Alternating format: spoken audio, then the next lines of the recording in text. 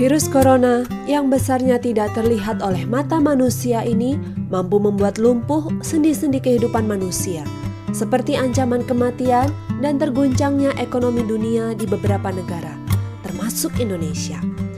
Lalu bagaimana cara kita sebagai orang Kristen memandang dan menyikapi situasi ini? Semua tergantung bagaimana pengenalan kita terhadap Alkitab. Pertama, kita harus memiliki firman, yaitu janji Tuhan bahwa Ia akan melindungi umatnya dari wabah, karena rancangan keselamatan dan damai sejahtera yang Dia sediakan. Kedua, kita juga perlu memiliki iman atas firman ini. Karena itu, kita perlu mengenal Tuhan kita. Dia bukan hanya Allah yang Maha Kasih, tetapi juga Allah yang adil benar. Dia memberikan janji proteksi, penjagaan dalam situasi bahaya. Janji kesembuhan, juga ada janji kasih karunia yang cukup kita pakai di dalam segala peristiwa dan ancaman dalam lingkungan kita. Tetapi keadil benarannya tetap berlaku. Karena itu kita perlu seperti Amsal pasal 27 ayat 12. Kalau orang bijak melihat malapetaka, bersembunyilah ia. Tetapi orang yang tak berpengalaman akan berjalan terus lalu kena celaka.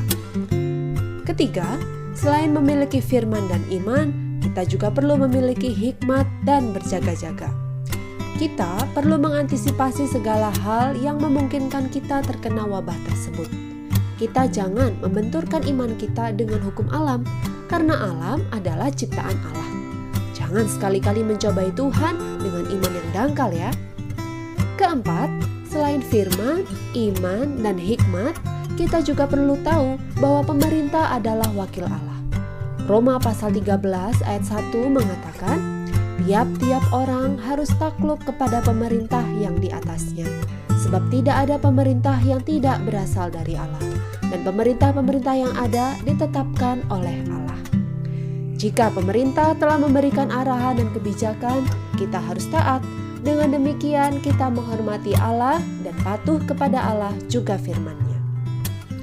Jadi, sikap kita sebagai orang Kristen dalam menyikapi situasi hari ini, kita perlu ada firman, kita perlu ada iman, kita perlu berhikmat, dan kita perlu tunduk kepada otoritas.